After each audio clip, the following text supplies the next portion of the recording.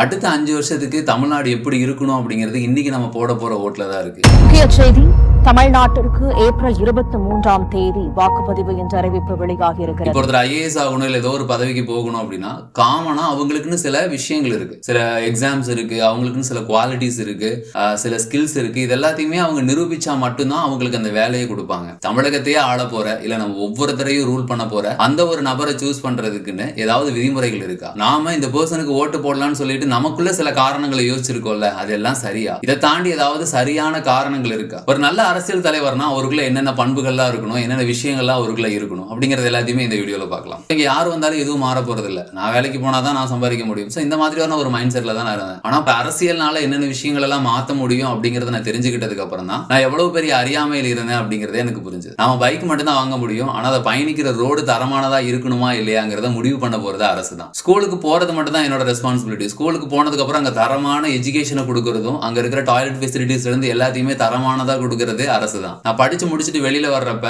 என்னோட மாநிலத்துல எவ்வளவு வேலை வாய்ப்புகள் இருக்குது அப்படிங்கறதுல ஒரு மிகப்பெரிய பங்காற்றக்கூடியதும் அரசு தான். பெண்கள்ல இருந்து குழந்தைங்க வரைக்கும் நம்ம எல்லாருக்குமே ஒரு சரியான பாதுகாப்பு கொடுக்க வேண்டியது அரசு தான். சட்டம் ஒழுங்க சரியா பராமரிக்க வேண்டியதும் அரசு தான். இப்ப நான் கவர்மெண்ட்ல போய் ஒரு சர்டிபிகேட் வாங்குறேன்னா கூட அந்த சர்டிபிகேட்டை நான் லஞ்சம் கொடுத்து வாங்கணுமா இல்ல நேர்மையான முறையில வாங்கணுமா அப்படிங்கிறது கூட அந்த அரசை பொறுத்து தான் இருக்குது. உடம்பு சரியில்லைன்னு நல்லா ஹாஸ்பிட்டல் தான் போக முடியும். அங்க தரமான மருத்துவத்தை கொடுக்க வேண்டியது அரசோட கையில தான் இருக்கு. நீங்க ஒரு பிசினஸ் ஸ்டார்ட் பண்ணாலும் இல்ல உங்களுடைய முன்னேற்றத்துக்காக நீங்க என்ன விஷயங்கள் பண்ணாலும் அது எல்லாமே அரசை சார்ந்து தான் இருக்கு. சொல்ல போனா பிறக்கிறப்ப வாங்குற பர்த் சர்டிபிகேட்ல இருந்து இறந்ததுக்கு அப்புறம் வாங்குற டெத் சர்டிபிகேட் வரைக்கும் எல்லாமே கவர்மெண்ட் சார்ந்து தான் இருக்கு. நாம இவங்களுக்கு எல்லாம் ஓட்டு போடலாம் அப்படின்னு சில காரணங்கள் வச்சிருக்கோம் இல்லையா, அதெல்லாம் சரியா? எனக்கு இந்த கொள்கை கோட்பாடு இதெல்லாம் முக்கியமே கிடையாது. எனக்கு காசு கொடுத்தா நான் ஓட்டு போடுவேன். இவங்க ஆட்சிக்கு வந்தா எனக்கு மட்டும் ஏதாவது பெனிஃபிட் நடக்குமா, சொசைட்டி எப்படி போனா என்ன, எனக்கு பெனிஃபிட் நடந்தாதான் நான் ஓட்டு போடுவேன் அப்படிங்கிறது. நான் காலங்காலமா இவங்களுக்கு தான் ஓட்டு போட்டுட்டு இருக்கேன், அதனால இவங்களுக்கே ஓட்டு போடுறேன். ரொம்ப நல்லா பேசுறாரு அதனால நான் அவருக்கு ஓட்டு போடுறேன். சோ எனக்கு அவர் ரொம்ப ரொம்ப பிடிக்கும் அதனால நான் ஓட்டு போடுறேன். சோ இவங்களோட அறிக்கையில இலவசமா என்னோட குடும்பத்துக்கு நிறைய பொருட்கள் கிடைக்குது அதனால நான் ஓட்டு போடுறேன். இது மட்டும் இல்லைங்க, இந்த மாதிரி நிறைய காரணங்கள் இருக்கு. ஆனா இந்த காரணங்கள் எல்லாமே ஒரு பர்சனை சூஸ் பண்றதுக்கு கரெக்டான காரணங்களா அப்படின்னா கிடையாது. எப்படி ஒரு சரியான தலைவனை சூஸ் பண்றது? ஒரு அரசியல் தலைவருக்கான அடிப்படையான ஒரு குவாலிட்டி அப்படிங்கிறது இருக்கு. இத பத்தி ஏபிஜே அப்துல் கலாம் சார் கூட ஒரு ஸ்பீச்ல வந்து சொல்லிருக்காரு. Where there is righteousness in the heart, where there is righteousness in the heart, there is beauty in the character. Righteousness அப்படின்னு சொல்லலாம். தமிழ்ல சொல்லணும்னா நீடா நியாயம்டா நேர்மைடா. சோ ஃபர்ஸ்ட் விஷயம் அவங்க கிட்ட நேர்மை அப்படிங்கிறது இருக்கணும். அவங்க பேசுற ஒவ்வொரு வார்த்தைகளையும் நேர்மை இருக்கா அப்படிங்கறத நீங்களே பாருங்க. சோ அந்த நேர்மை அப்படிங்கிற விஷயத்துக்குள்ள பார்க்கும்போது ஓட்டுக்கு காசு கொடுக்குற விஷயம் கண்டிப்பா வராது. ஓட்டுக்கு காசு கொடுக்குறாங்க அப்படின்னாலே அந்த இடத்துல நேர்மை இல்ல, உண்மைத்தன்மை இல்ல அப்படிங்கிறது தெளிவா ப்ரூஃப் ஆகுது. அவங்க ஃபியூச்சர்ல நம்ம கிட்ட இருந்து அந்த அமௌண்ட் எடுக்க போறாங்க. ஏன் சொல்ல போனா நம்ம கிட்ட கொடுக்குற காசு அந்த 5 வருட ஆட்சியில அவங்க எடுக்க போற அமௌண்ட் முன்னாடி ஒண்ணுமே கிடையாது. இந்த ஃபர்ஸ்ட் குவாலிட்டிலேயே நிறைய பொலிட்டிக்கல் லீடர்ஸ் எலிமினேட் ஆயிருவாங்க. ரெண்டாவது விஷயம், இந்த சொசைட்டிக்காக அவங்க எவ்வளவு பெரிய திட்டங்களை வச்சிருக்காங்க, இந்த சொசைட்டியை முன்னேற்றத்துக்காக என்னென்ன விஷயங்கள்லாம் அவங்களுடைய பிளான்ல இருக்கு அப்படிங்கறத நம்ம பார்க்கணும். அதுல வந்து விமென்ஸுக்கு சேஃப்டி இருக்கா, மக்கள் இப்ப ஃபேஸ் பண்ற ப்ராப்ளம்ஸ் எல்லாத்தையுமே அவங்களால சரி பண்ண முடியுமா, அதை தாண்டி மக்களுடைய எதிர்காலத்துக்கு அவங்க என்னென்ன விஷயங்கள்லாம் யோசிச்சு வச்சிருக்காங்க. சோ இது எல்லாமே அவங்களுடைய பிளான்ல கரெக்டா இருக்கும். அந்த திட்டத்துக்குள்ள பெண்களுக்கு பாதுகாப்பு இருக்கா, லஞ்சம் ஊழல் இல்லாத ஒரு ஆட்சியை அவங்களால கொடுக்க முடியுமா, இது எல்லாத்தையுமே நாம பார்க்கணும். சோ அந்த திட்டத்தை நான் எப்படி செயல்படுத்துவேன் அப்படிங்கிறதுக்கான ஒரு தெளிவான வரையறை அவங்க கிட்ட இருக்கா அப்படின்னு பார்க்கணும்.